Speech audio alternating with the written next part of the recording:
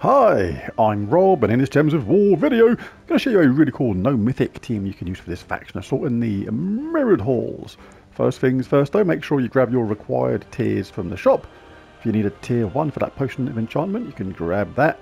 Remember though that if your horde level in the Mirrored Halls is already at level 100 or more, you don't need to buy it because you already have one stored there. But you do need to buy again though if you want to grab some more tiers, because you have to buy them in order. For example, if you don't have the weapon at tier 4, the Mirror Orb, give Reflect to an ally and give magic based life, boosted by my life. Let's jump in then quick. Cool team for this.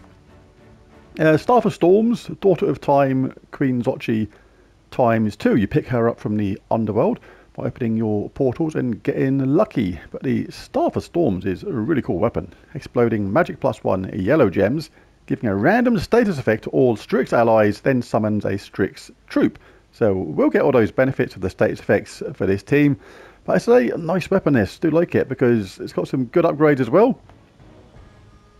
Enchant myself, so as soon as you cast it, it's going to start getting enchanted again. So it'll be ready to cast in no time.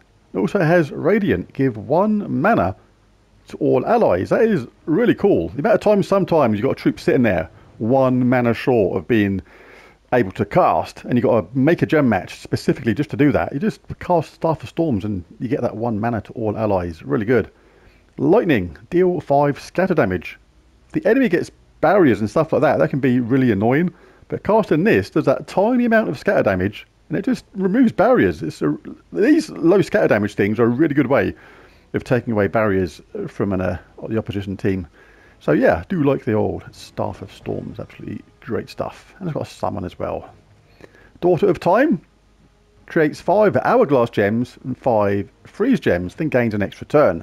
Hourglass gems are yellow, and when matched or destroyed, you get an extra turn even if you're frozen, which is really cool.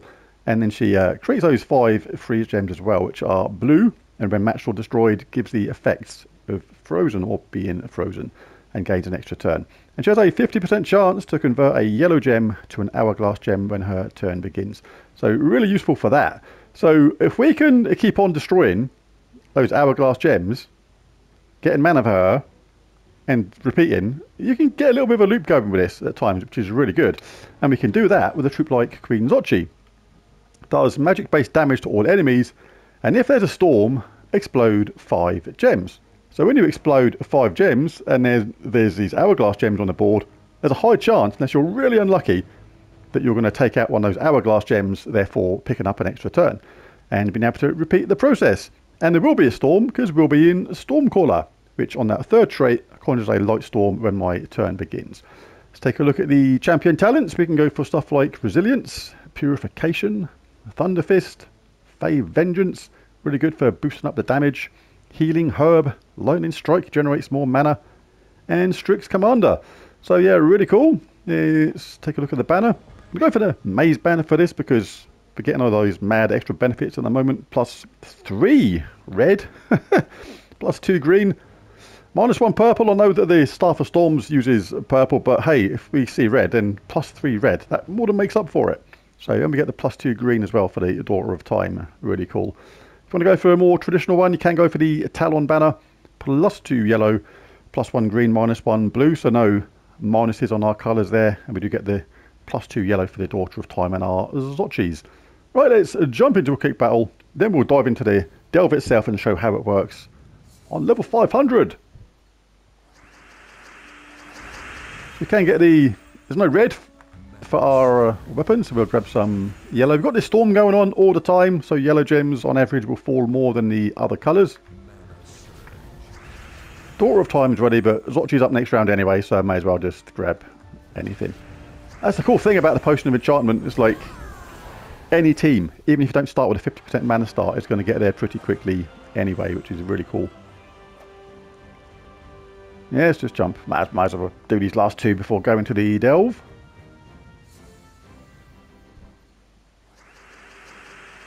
No red there on the board again. Bit unlucky. So we'll just grab some Xoxhi stuff.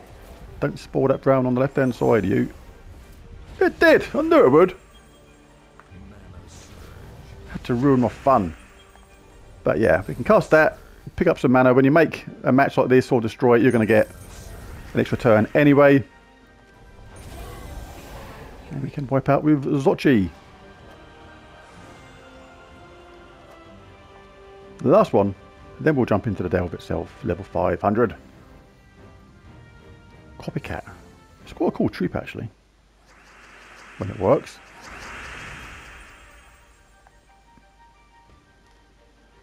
What should we do? Let us get up the... Let's get Xoxhi ready. No point hanging around if we don't have to. No more brown to get. Let's cast the Daughter of Time. There's our little explosion. There's our Xoxhi.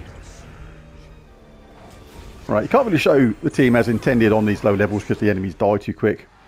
Stick on 3 medals of Nitre if you can to boost up the power of your damage to all troops, Xoxhi. Let us dive into the delve. Head first. Make a big splash.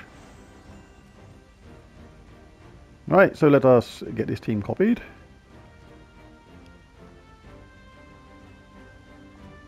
And jump into the Mirror Halls.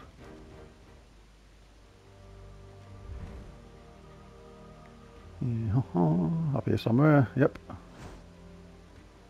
Right, so my Horde level is only at level 100 for this, which is kind of the base level you want things at anyway. It's one of the things you need to get the full amount of renown for each faction. So not particularly high. Kind of standard. Let's do a level 500 battle. I think that was the team I used for the faction team for this. Bit of an awkward one this, because you're not relying on power, you're relying on pretty much some luck, I think, if I remember it rightly. Alright, let's pop that in there. Same thing as before, but let's dive in.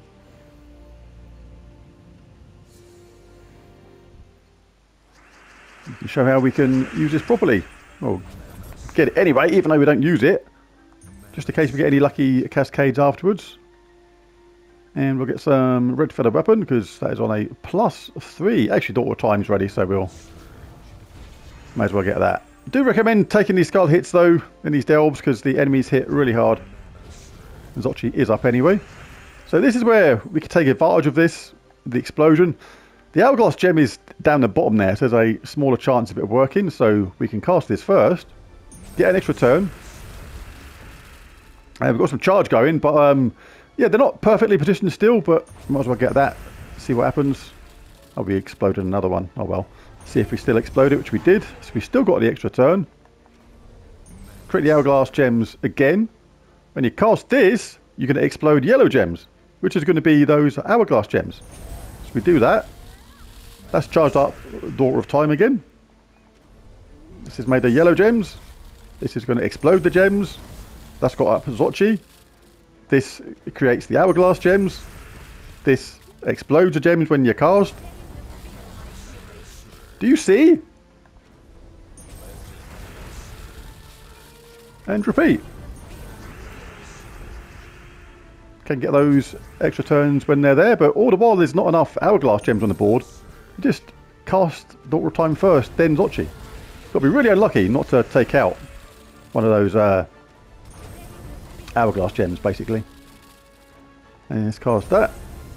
Gives us an extra turn. Let's create the Hourglass Gems. Let's cast Xoxhi. Hourglass Gems. Xoxhi. Or you can go Staff of Storms, guarantees it. But this, you obviously want to do the damage at the same time. How did we not fail? How did we fail to do that again? That was ludicrous. Ludicrous, I tell you. But yeah, pretty straightforward still. But if you want to do things super fast, then you have to change teams. I mean, that team is okay. It's very reliable and will get the job done. It's just not particularly quick. If you want a really quick option for this, you can go Shield of Skya and 3 times Tesla. If you can't do Tesla, then pop in a Queen Bee or something like that. This Shield of Skya gives an ally magic +1 armor boosted by all enemy attack and enrages and barriers them. And Tesla does true scatter damage boosted by all ally and enemy armor. So you pop on your Medals of Guard to give yourselves on your team more armor. And it basically means that the harder the levels get, the easier it gets, because the more armor they've got, the more damage they take. So it makes all these stages on level 500 just super easy. Geomancer to give yourself a nice 50% mana start. Show you them quickly. Serendipity, Anti-Magic Sphere, Tactician, Rock Solid, Tree of Knowledge, Fortitude. It's so easy, it almost doesn't actually matter about them, to be honest. It's kind of ludicrous. Let's chuck that on a Tesla. Put on a different troop to yourself and you get basically 2 barriers for the price of 1. Because one of the things about it is, where is it? Shielding, that second upgrade, basically gives itself a barrier. You cast it on someone else and you barrier them, eventually getting 2 barriers for the price of 1. And we are ready to go. So the boost is 801.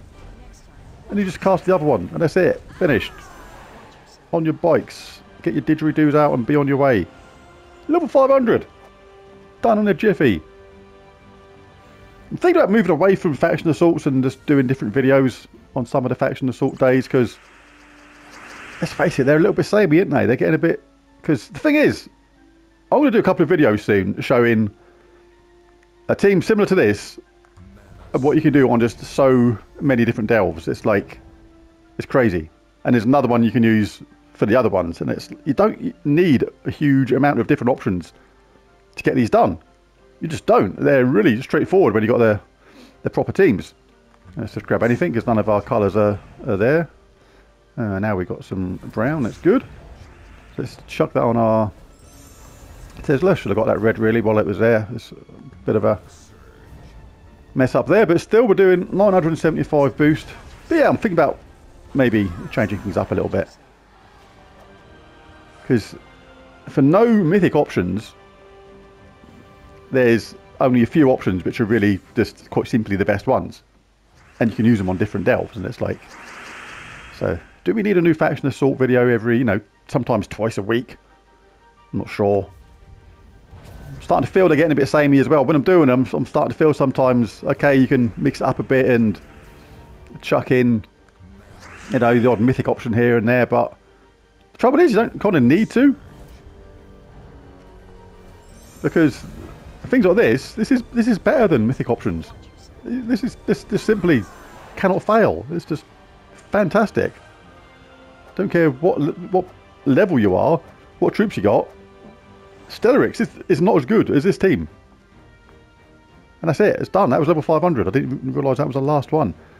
But yeah, think about changing up on the faction assault days a little bit. Let me know what you think about that in the comments. Because, like I say, I will do a couple of videos soon showing how you can just use a handful of teams for literally every single faction assault in the underworld. So that is why I'm thinking about changing things a bit. But there's this video. If you enjoyed it, it'd be really cool if you bash that like and subscribe button. It really does help. But most of all, thanks for watching. I'll catch you again next time. Bye for now.